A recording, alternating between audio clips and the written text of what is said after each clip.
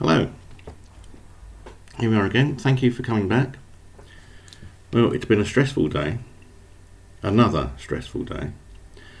I started the week by reporting a hate crime about Waltham Forest Council.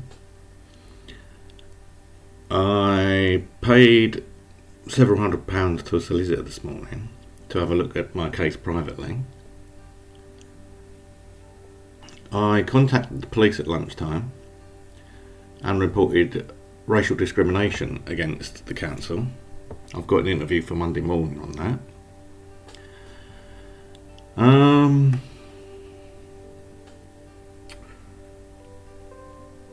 It's all a bit, I don't know.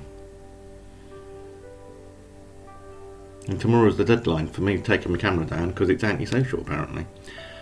That's regardless of the fact I've got autism and anxiety, and I told the council about this and I need to be made safe and secure, and I was assured by the council the place was safe and secure, but no one told me that the other residents would be allowed to prop the doors open or just put the doors on a permanent latch. And when I've asked the council about why there's latches on the door, they won't answer me. And according to that, this is the standard code of conduct for members of the council, including elected and non-elected officials. To act solely in the public interest, to be open about the decisions. When using or authorising the use, this is a good one, when using or authorising the use of resources, ensure that such resources are not used improperly. Well,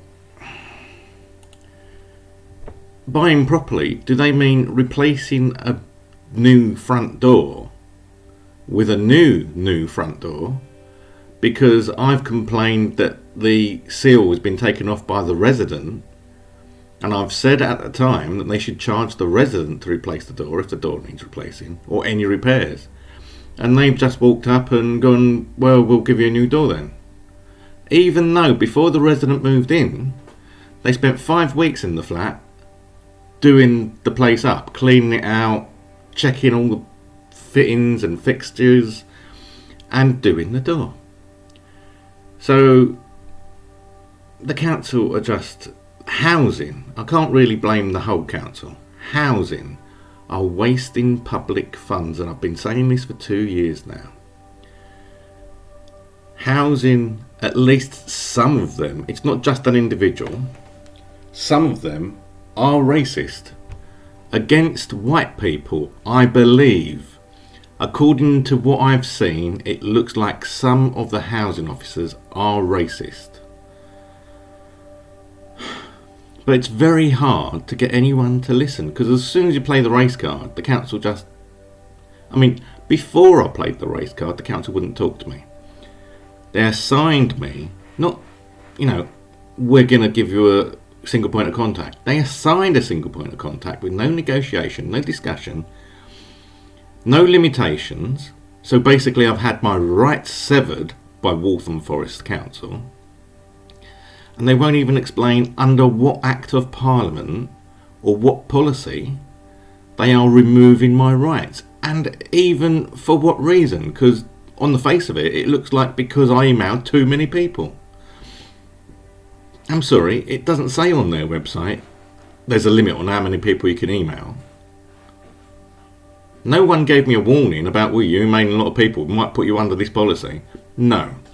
I believe it is because I contacted Martin Easom, the Chief Executive Officer of Waltham Forest Council.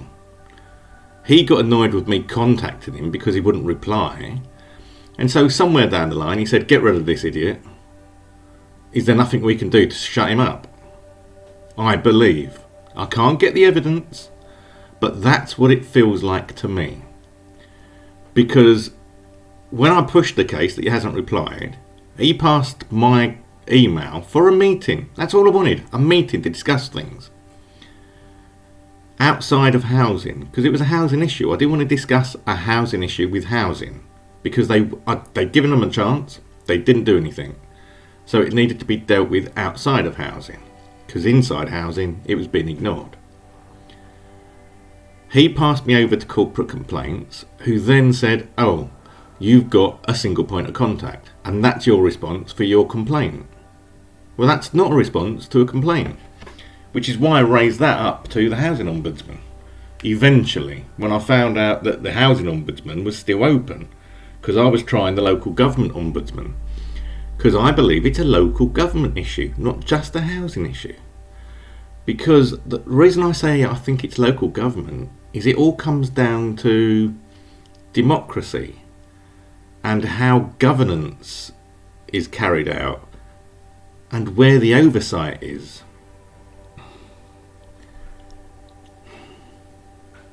As far as I can see, there's no oversight. Housing are a law to themselves. So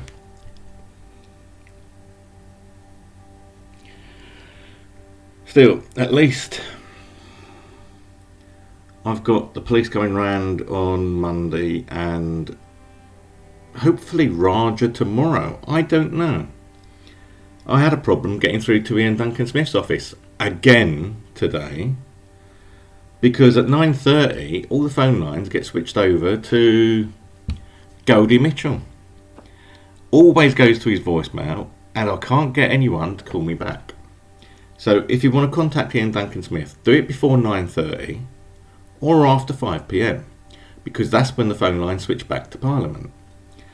So basically, Ian Duncan Smith's office in Parliament have been sitting there for months now, enjoying the luxury of not having any phone calls for about 7 hours a day, and not saying a thing to anyone.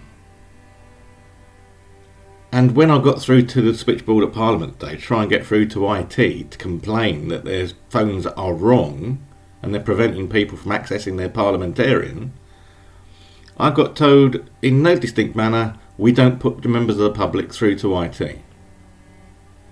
So how do you complain about the phone system then? He wouldn't tell me that. If I've got a complaint about the phone system, then you have to contact your MP apparently. But if you can't contact your MP because the phone system's broken, if only there was someone around called Liza.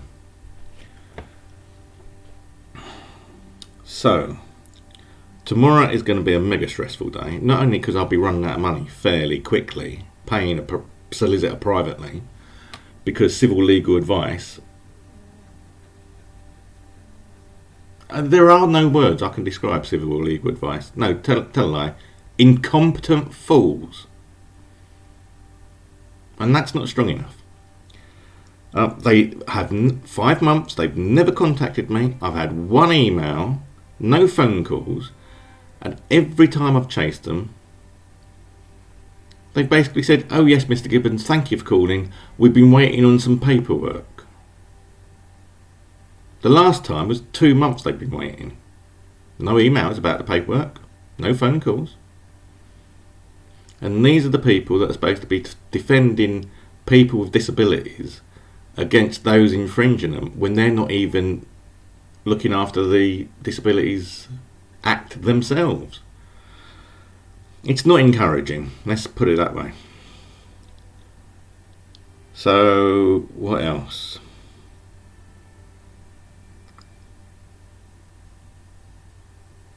I don't know. My head is in such a tizzy. I didn't sleep at all last night. I eventually crashed out about 5:30 and woke up about 7 or 8. So I've had about 2.5 hours. But I still look good.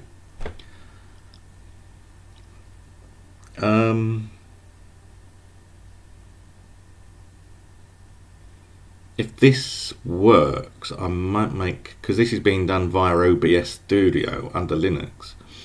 If this works, then I might use OBS more, because then I can put up information and bits that I've seen and things like that. Now I know how the History Debunked fella does it. He's clicking things and basically doing this. So that's how he does it. For months now I've wondered what he was doing, and he's using something, either this or something similar to this. It was nice of Minimalist to actually come on yesterday onto YouTube and apologise for being like 2.5 months behind or something, because there's like 32 days worth of editing still to do, and as they're doing it, they're moving and shooting more film at the same time. They're YouTubers. They don't owe us anything. They might feel they do, but I'm just grateful that there's YouTubers putting the time and effort in.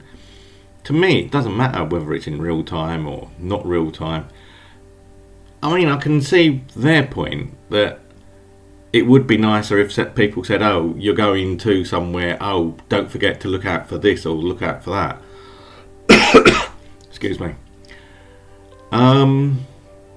But really, all they need to do is make a note of it for the next, because they have to go past it eventually. They're doing the whole of the canal network, and in some bits they're doing it 3-4 times.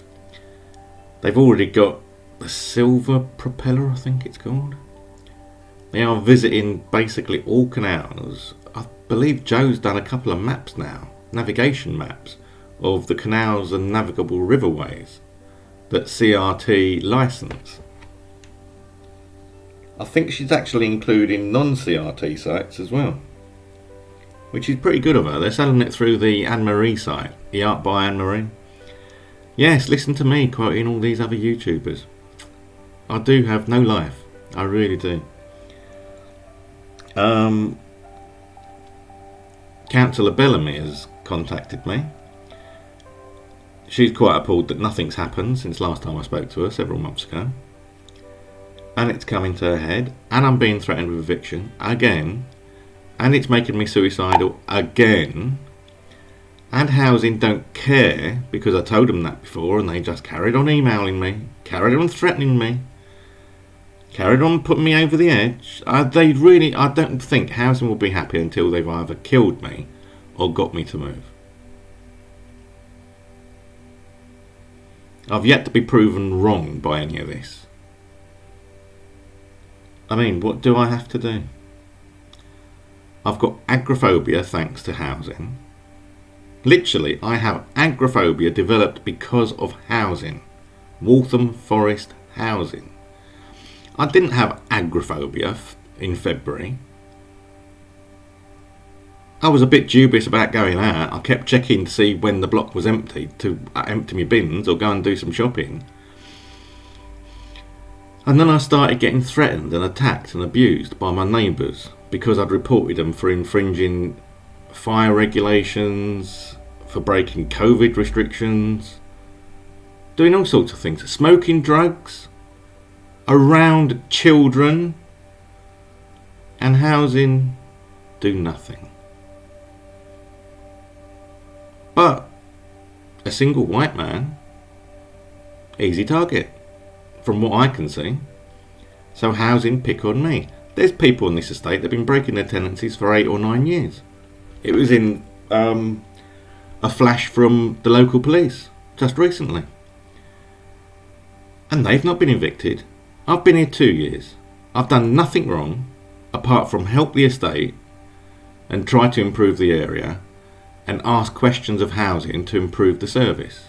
I've actually offered free training to provide I'm a trainer for customer service people. I can train customer service people blindfold, standing on my head in a dark room with a gale force wind. And yet they've turned down any training, so they get what's coming to them. I've tried to help them. I've tried for 2 years. I've struggled for 2 years, and they have refused all offers by me to help them. That's all I've been trying to do with housing, to help them, to improve the area. They keep complaining that they've got drugs and knives and guns and violence on this estate, and yet the few people that want to help housing are ignored and treated like they're antisocial. I've got an antisocial behaviour record against me because housing have opened one up,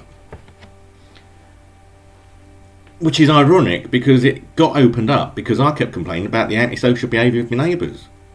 But I believe, because I'm the only white fella in this block, and I explained to the victim support unit this afternoon, I hate using the race card because it seems weak and pathetic. and I don't like it when other people use it. And since February, I've refused to even think that there's racism involved. And yet, the more it goes on, the more I can only assume that they are being racist against me. Because non-white members in this building are getting away, not literally with murder, but with breaking fire regulations, with breaking tenancy agreements, with antisocial behaviour. You name it, they've broken it. And yet they're not being sanctioned. I'm the one being sanctioned. And Waltham Forest Council refuse every time I ask them, why are they treating me different? They refuse to answer. Most of my emails are ignored still. Most of my complaints are ignored. I had contact with Waltham Forest Council at 16:24 last night. I was on another important call because of what Waltham Forest Council are doing to me. Couldn't answer the call. Don't know who it was. No voicemail. I've turned my voicemail off anyway because Waltham Forest Council used to make me sick when they left voicemails. They never give you the name. They'd only half know why they were calling. And they wouldn't tell you what department or what extension to call back on. So it was useless. It was making me worse. So I've turned my voicemail off months ago now. But you'd think that good customer service practice would be, I couldn't get him on the phone. Let's send them an email or send them a text to let him know that we've been trying to call him. No. Housing want to gather as much information as they can to prove that I've not been cooperative. So instead of them trying their best to contact me, they try their least. They do not follow the Equality Act 2010 when they're contacting me. They have no regards for disability at all, despite what their policies say. I'm afraid that I'm not the only one in Waltham Forest being mistreated like this. Anyone that puts their head above the parapet and asks the question why, or anyone with any sorts of disability needs, I believe are being discriminated against. Unless you're in the favoured clique, whatever it is at the time in housing, or your drinking buddies with housing, like one of my residences, then, well, it totally goes against the general standards of contact. Let's put it that way. I've got counsellors that are friends with people in my block on Facebook. That's not allowed in the general standards of contact, or conduct rather. I've got people that work on the estate that are friends with drug users on the estate that are making my life hell. That's not allowed in the general code of conduct. And every time I've always said, you know, why are you letting this drug user in? I've always been told, well, he's another resident, he's allowed to... No, hello. If you know he's a drug user, that doesn't mean you ignore his drugs. If he comes to a Christmas party, for instance, and he smells of drugs, then you ask him to go home. Or they'll contact the police. That's what they should do, according to the Code of Conduct. Not just turn a blind eye. It doesn't say turn a blind eye if you think there's, you know, law breaking going on. It doesn't say turn a blind eye. You have to be a good, honourable, upright citizen. And if you believe there's malpractice or law breaking going on, it's your duty and responsibility to do something about it. Turning a blind eye is against the policy. I've tried putting complaints in. I have tried pushing for gross misconduct charges against several people in housing. The last time was because cleaners, estate cleaners, refused to carry out instructions from a senior officer. That is gross misconduct. No action was taken. So, he says, looking down at his watch, oh, I think I've been going on for a bit too long. It's only supposed to be a 10-minute bit, but it's turned into a 25-minute rant. Sorry about that. Hopefully tomorrow is a better day. Better than I expect, anyway. Thank you for watching. Speak to you again soon.